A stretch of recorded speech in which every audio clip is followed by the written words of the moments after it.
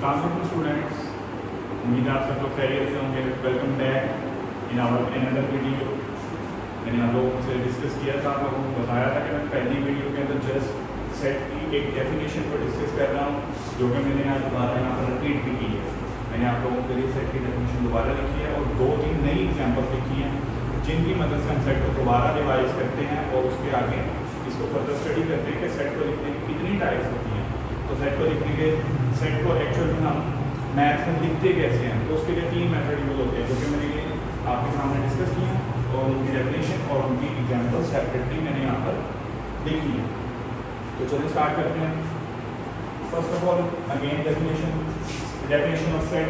कल हमने पढ़ा था set is a collection of well defined distinct object और सिंबल्स। ठीक है, तो हमने कल पढ़ा था कि सेट क्या है, कलेक्शन है किसी भी वेल डिफाइंड ऑब्जेक्ट की। जैसे कि मैंने ना एग्जांपल दिए यहाँ पर, एग्जांपल लिखी है। फर्स्ट एग्जांपल है set of integers. Set of integers इनको रिप्रेजेंट किससे करते हैं, इनको रिप्रेजेंट करते हैं z के साथ। तो जी सेट ऑफ इंटीजर को रिप्रेजेंट करते हैं z के साथ, और सेट ऑफ इंटीजर में हमारे पास 0, then onward positive negative 1, positive negative 2। Again सारे नंबर जो कि पॉजिटिव और नेगेटिव हैं वो सारे इंटीजर्स की सेट में आ जाते हैं। सेकंड आ जाता है सेट ऑफ इवन नंबर। तो ये इवन नंबर है और ये सेट ऑफ ऑड नंबर है। तो इवन नंबर का सेट है उसको e से रिप्रेजेंट किया जाता है, तो ऑड नंबर का सेट है उसको o से रिप्रेजेंट किया जाता है। जैसे कि आप देख सकते हैं ये सारे क्या हैं, आपको इवन नंबर की अगर डेफिनेशन नहीं पता तो मैं आपको बता देता हूँ कि इवन नंबर क्या होते हैं। वो तमाम नंबर जो कि 2 के मल्टीपल होते हैं। क्या होते हैं, 2 के मल्टीपल होते हैं। तो ये देखें आप 2, 4, 6, 8, 10 अप टू 100 ये नंबर चलते जाएंगे, इनका कोई एंड नहीं होता इस सेट का। देन ऑड नंबर 1, 3, 5, 7 ऐसे नंबर जो कि 2 के मल्टीपल नहीं है, हम उनको क्या कहते हैं, odd numbers. Simple 1, 3, 5, 7, 9, 11, 13 and so on. बहुत से और भी सेट हैं मैंने यहाँ पर मेंशन किया, जैसे कि हमने कल एग्जांपल लीजिए सेट ऑफ नेचुरल नंबर जो कि 1 से नंबर स्टार्ट होकर चलते हैं। देन आ जाते हैं सेट ऑफ होल नंबर जो कि 0, 1, 2, 3 आगे ऑप्शन करते हैं। तो हमने वो दोबारा एग्जांपल नहीं लिखी, मैंने आपके 3 नए एग्जांपल बताए। देन आ जाता है how we can write sets in mathematics. हम सेट्स को मैथमेटिक्स में लिख किस तरह से सकते हैं। मैंने आपको बताया कि सेट्स को लिख किस तरह से सकते हैं, 3 मेथड है उसके। एक मेथड आ जाता है हमारे पास टेबुलर फॉर्म। कौन सा, टेबुलर फॉर्म। इसको रोस्टर फॉर्म भी कहा जाता है, रोस्टर फॉर्म। ये इसका ही अनदर नेम है टेबुलर फॉर्म। इसको यहाँ पे टेबुलर फॉर्म कहते हैं या रोस्टर फॉर्म कहते हैं। सेकंड आ जाता है डिस्क्रिप्टिव फॉर्म। क्या आ जाता है, डिस्क्रिप्टिव फॉर्म। अभी हम नाम पढ़ लेते हैं, जब हम आगे चलते हैं। Set builder notation third method है सेट को लिखने का, सेट बिल्डर नोटेशन। यहाँ पर हमने सबको डिफाइन किया और एग्जाम्पल तो यहाँ डिटेल से बात करते हैं। फर्स्ट ऑफ ऑल आ जाता है टेबुलर फॉर्म। टेबुलर फॉर्म के अंदर हमारे पास सबसे पहले डेफिनेशन है टेबुलर फॉर्म ऐसे सेट्स जहां पर जिसके वेयर वी राइट मेंबर्स और एलिमेंट ऑफ सेट, यानी कि जहां पर हम उसके एलिमेंट और जो मेंबर्स हैं वो सेट पे लिखते हैं और उनके दरमियान में कोमे लग जाते हैं, यानी कि हम उनको आपस में सेपरेट करते हैं इससे कोमे से। इन जनरल आपने जो भी सेट ज्यादातर देखे होंगे वो कौन से होंगे, टेबुलर फॉर्म। टेबुलर फॉर्म भी कहते हैं इसको, इसका दूसरा नाम है रोस्टर फॉर्म। तो ये देखें आप होल नंबर का set of whole number w = 0, 1, 2, 3 up to 100। Then आ जाता है हमारे पास नेचुरल नंबर। नेचुरल नंबर का सेट आ जाता है 1 से स्टार्ट और अप टू 100। ये सारे सेट ही हैं, ये वही एग्जांपल रिपीट हो रही है जो कि हमने पिछली वीडियो में देखी थी। लेकिन यहाँ पर बात ये है, ये अब हम टेबुलर फॉर्म पढ़ रहे हैं असल में। और सबसे ज़्यादा आप लोगों ने जो क्वेश्चन देखे होंगे जो मैथ्स में सेट को यूज होते देखा होगा, तो वो most importantly set builder tabular form को देखा होगा, जिसको रोस्टर फॉर्म भी कहते हैं। सेकंड हमारे पास आ जाता है डिस्क्रिप्टिव फॉर्म। डिस्क्रिप्टिव फॉर्म में हमने देखना है यहाँ पर ना सेट को लिखा जाता है here we describe set using natural language. जो भी नेचुरल लैंग्वेज है, जैसे कि हम अगर मैथ्स पढ़ रहे हैं, इंग्लिश लैंग्वेज में हम पढ़ रहे हैं, तो हम क्या देखेंगे, किसी भी लैंग्वेज इंग्लिश लैंग्वेज के अंदर हमें कहा जाता है सेट ऑफ होल नंबर। यहाँ पर नाम है किसी नंबर का जिक्र किया गया, किसी भी तरह का कोई हिंट नहीं, जस्ट उन्होंने कहा set of whole numbers.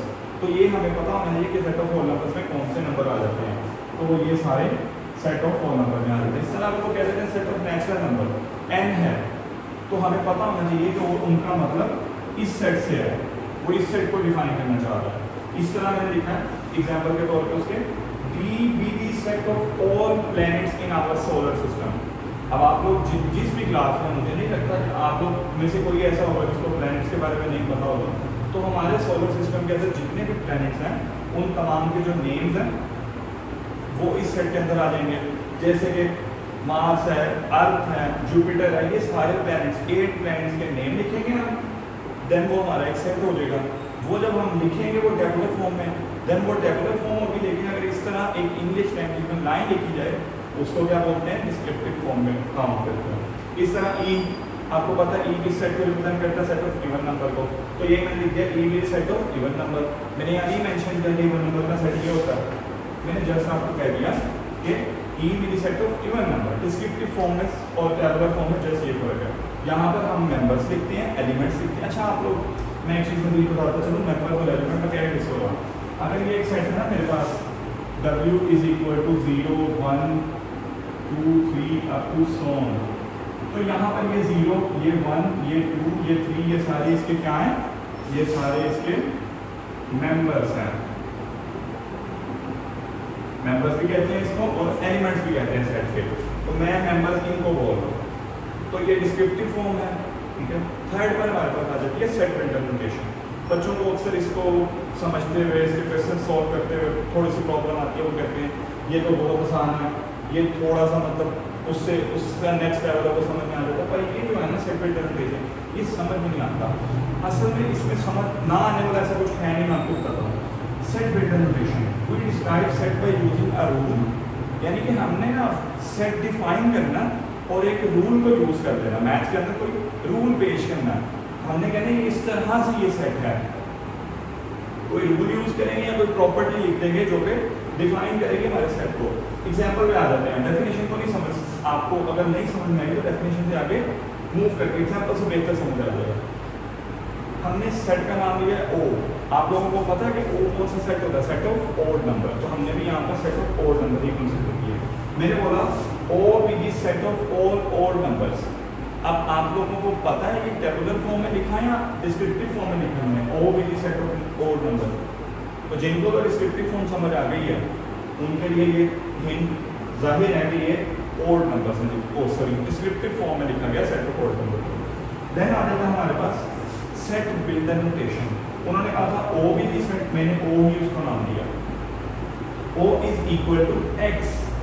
First of all तो हमने सेट की नोटेशन बनानी है ना, सेट को जिससे रिप्रेजेंट करते हैं, सेट की ब्रैकेट लगाई X such that X is an odd number. अच्छा आप लोग कहेंगे ये एक्स क्यों आया, ये लाइन क्या है, तो इसका मतलब है सच दैट, इट मींस कि हमने जो इस और ये क्या है, वेरिएबल है। इसका ये मतलब है कि हमने जो वेरिएबल लिया है ना एक्स, उसकी कोई भी वैल्यू हो सकती है। फर्स्ट ऑफ ऑल हमने कहा इस सेट के अंदर एक्स है, आप वाई कह सकते हैं, आप जी कह सकते हैं, आप ए कह सकते हैं, बी कह सकते हैं। मैथ्स के अंदर बच्चों जो वेरिएबल है ना, वेरिएबल की डेफिनेशन ये होती है जिसकी कई बहुत सारी वैल्यूज हो सकती हैं, जिसकी कोई वैल्यू डिफाइन नहीं होती उसको हम वेरिएबल कहते हैं। जिसकी वैल्यू डिफाइन होती है उसको हम कांस्टेंट कहते हैं। जैसे कि 5 आपका एक कांस्टेंट नंबर है तो हम उसको कांस्टेंट कहते हैं, वेरिएबल नहीं कहते। एक्स की वैल्यू 1 हो सकती है, -1 हो सकती है, 5 हो सकती है, 10 हो सकती है, कुछ भी हो सकती है एक्स की वैल्यू। हमने कहा एक्स इस सेट के अंदर मौजूद है। देन हमने बोला सच दैट एक्स, इसको पढ़ने का तरीका है x such that x, again x, हमने बताया एक्स इसमें है, फिर आगे हम बताना चाह रहे हैं सच दैट के बाद कि एक्स कहाँ से है, एक्स कौन सा सेट है या एक्स किससे बिलोंग करता है। आगे हमने कह दिया X is an odd number, क्योंकि ये सेट ऑफ ओड नंबर था तो जितने एक्स हैं वो सारे ओड नंबर होंगे। इस सेट के अंदर ये सारे एलिमेंट्स मौजूद होंगे। तो ये एक्स की वैल्यू, ये एक्स की वैल्यू, ये एक्स की वैल्यू, ये सारी एक्स की वैल्यू है। इसलिए मैंने कहा था वेरिएबल डिफरेंट वैल्यू होती हैं उसकी, तो ये सारे एक्स की कैटेगरी में शामिल हो रहे हैं। ये भी एक्स की वैल्यू, ये भी एक्स की, लेकिन यहाँ पर हमने कह दिया वो एक इस तरह से सेट रिप्रेजेंटेशन में लिखा जाता है। मज़ीद हम इसकी एक्सरसाइज भी कर लेंगे एक दो दिन में, नेक्स्ट एक दो वीडियोस के बाद आपको वो इसकी एक्सरसाइज मिलेगी। तो मैं दो क्वेश्चन आपको करवा दूंगा कि टेबुलर फॉर्म में है अगर तो डिस्क्रिप्टिव में कैसे लिखना है, डिस्क्रिप्टिव में है तो सेट बिल्डर में कैसे लिखना है। इस तरह इन तीनों को आपस में इंटरचेंज करके कैसे हमने लिख सकते हैं सेट्स को। तो वो मैं आपको करवा दूंगा। उससे पहले हमारी दो डेफिनेशन है, हम वो दो डेफिनेशन को देख लेते हैं।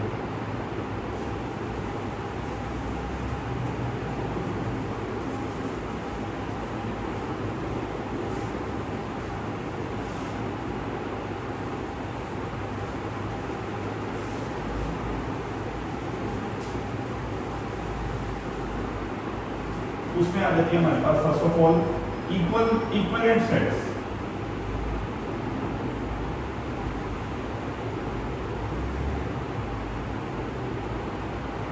और इसके बाद एक आ जाती है इक्वल सेट्स।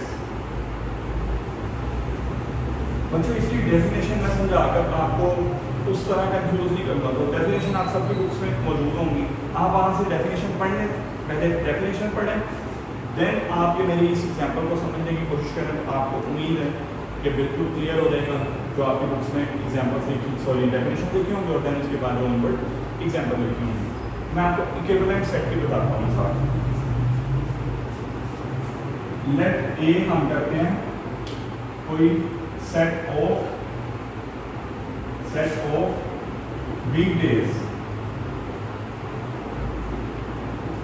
ठीक है। देन बी करते हैं हम 1 2 3 अप टू 100। अगर ये किसी को नहीं समझ आ रहा तो ये सेट असल में क्या है, ये सेट है 1 2 3 4 5 6 7। ये सारा नेचुरल नंबर का सेट है, लेकिन इसकी एक लिमिट है। नेचुरल नंबर में हम देखते हैं और अप टू 100 कहते हैं हम, और यहाँ पर मैंने 7 की फाइनल लिमिट की है, यानी कि ये टोटल कितने नंबर हो गए, टोटल ये 1 2 3 4 5 6 7 नंबर हो गए, ठीक है। अब आप लोगों को वीकडेज के बारे में पता होगा, Monday Tuesday Wednesday Thursday Friday Saturday Sunday. तो सेट ऑफ वीकडेज में आपको पूछूं कितने एलिमेंट है या कितने मेंबर हैं सेट ए के, your answer should be 7 members हैं। और सेट ऑफ बी में कितने मेंबर्स हैं, 7 मेंबर्स हैं। अगर तो नंबर ऑफ मेंबर्स सेम हो गए, क्या हो गए, नंबर ऑफ मेंबर्स अगर आपके दो सेट्स के सेम है और उनके जो मेंबर्स हैं वो डिफरेंट है, नहीं समझ आई बात आपको। जैसे कि मैं कह रहा हूँ यहाँ पर वीक डेज है, इस सेट के अंदर Monday Tuesday Wednesday Friday Thursday ये सारी चीजें हैं, लेकिन यहाँ पर नंबर्स हैं, ये दोनों चीजें डिफरेंट है, ठीक है। यहाँ पर नंबर है 7 तक, यहाँ पर 7 हफ्ते के दिन है, ठीक है। तो वो दोनों इक्वल तो नहीं है ना, नंबर ऑफ एलिमेंट दोनों सेट्स के बराबर है, वहां भी 7 है यहाँ भी 7 है, लेकिन जो सेट के एक सेट के अंदर जो चीज है वो बराबर नहीं है, ये मैं कहना चाहता हूँ। तो ऐसे सेट जिनके दो नंबर ऑफ एलिमेंट या नंबर ऑफ मेंबर्स सेट के अंदर जो मौजूद है उनकी जो काउंटिंग है वो दूसरे सेट के इक्वल हो, जैसे कि यहाँ पर अभी यहाँ 7 है, यहाँ 7 है, तो ये दोनों 7 हैं, तो ऐसे सेट को इक्विवेलेंट सेट कहते हैं। अब मैं इसी एग्जांपल को अगर आगे लेकर चलता हूँ ना, तो मैं एक एग्जांपल लिखता हूँ नहीं इक्वल सेट के लिए। पहली शर्त इक्वल सेट की यही सेम है, आपने नंबर ऑफ एलिमेंट काउंट करने हैं।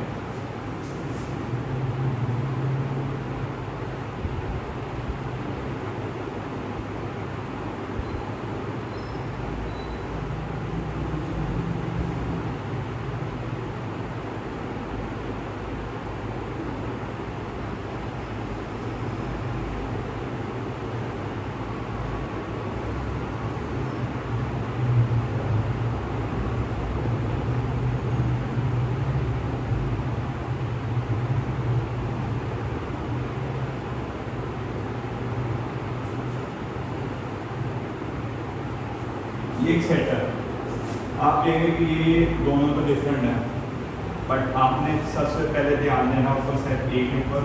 ये सेट ए के अंदर लिखा है फर्स्ट 5 प्राइम नंबर, तो आप लोगों को बच्चों पता होना चाहिए प्राइम नंबर का सेट में यहाँ बी से लिखते हैं, उसमें लिख देता हूँ 1 नहीं आता हमारे पास, प्राइम नंबर 2 3 5 7 11 फिर 13 और अप टू 100। ये एक सेट चलता रहता है। प्राइम नंबर्स की डेफिनेशन आप लोगों को शायद ना पता हो तो मैं रिमाइंड करवा देता हूँ। प्राइम नंबर से मुराद ऐसे नंबर जो कि जस्ट अपने टेबल पर आते हो, यहाँ पे वो 1 पर डिवाइड होते हैं, यहाँ वो अपने आप पर डिवाइड बाय देमसेल्फ, यहाँ वो 1 पर डिवाइड हो, जैसे 2 को 1 पर डिवाइड करें तो आंसर 2 आता है। इस तरह 4 को 4 पर डिवाइड करें तो आंसर 1 आता है, लेकिन 4 2 पे डिवाइड होने के बाद भी 2 आंसर देता है, तो 4 इसका मतलब है 2 पर डिवाइड हो गया ना, तो वो प्राइम नंबर नहीं है। ये सारे वो नंबर है जो सिर्फ अपने आप पर डिवाइड होते हैं। यहाँ मैंने एक सेट रखा था, a set of first prime numbers. क्या रखा? Set of first prime numbers. आप लोगों को पता है कि फर्स्ट प्राइम नंबर्स कौन से? First 5 prime numbers.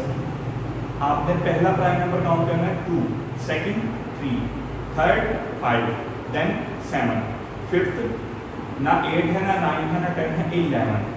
बिकॉज 11 ना 2 के टेबल पर, ना 3 के टेबल पर, ना 4, 5, 6, 7 किसी के टेबल पर 11 नहीं आता, जस्ट 11 मान दिया जाना होता। तो ये आपने देखा, इस सेट के कितने मेंबर्स हो गए? इस सेट के भी 5 मेंबर्स हो गए।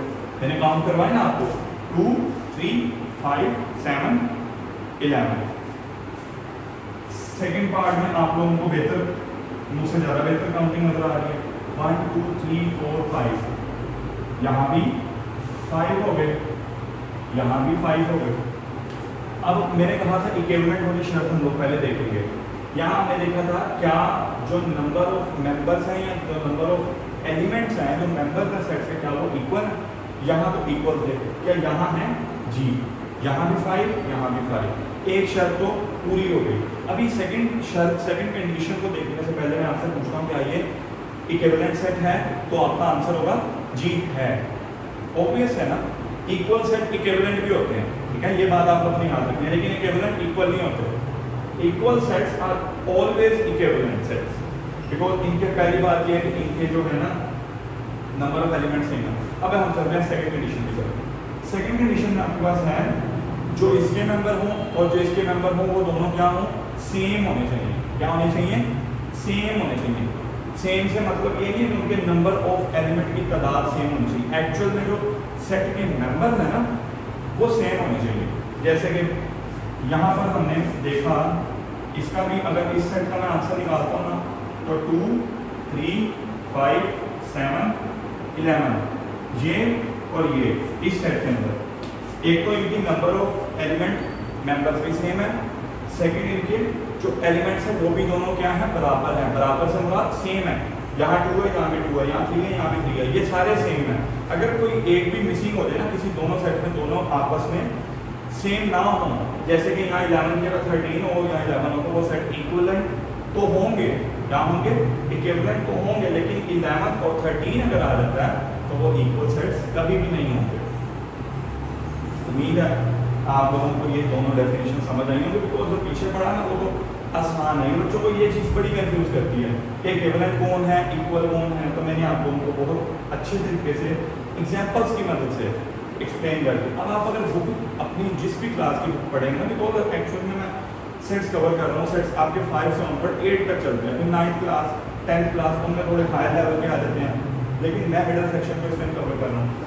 तो आपकी क्लासेस में सेट्स का एक डेफिनेटली चैप्टर है, वहाँ पर एक डेफिनेशन लिखी होगी सेट की, देन वो तीनों मेथड के सेट को लिखते कैसे, इनकी भी डेफिनेशन वहाँ मौजूद होगी। फिर आपके एक्सरसाइज में इनके क्वेश्चन आते हैं, वो आपको 2 सेट दे देता है, वो आपसे पूछता है क्या ये इक्वल सेट है, आपने बताना है क्या ये इक्वल है या नहीं है।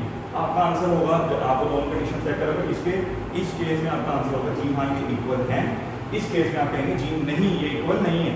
अगर वो पूछे ये इक्विवेलेंट है तो जी आप कहेंगे जी हाँ ये इक्विवेलेंट सेट्स हैं। तो आज के लिए बस इस वीडियो के पार्ट में इतना ही। नेक्स्ट टाइम जब मैं वीडियो बनाऊंगा तो मैं क्या कवर करूँगा, मैं आपकी एक्सरसाइज को कवर करवाऊंगा। ये जो सारा हमने थ्योरेटिकल पढ़ा इसको मैं आपको क्वेश्चन में दिखाऊंगा, क्वेश्चन किस तरह से आ रहे हैं। तब तक के लिए आप अपना ख्याल रखिए।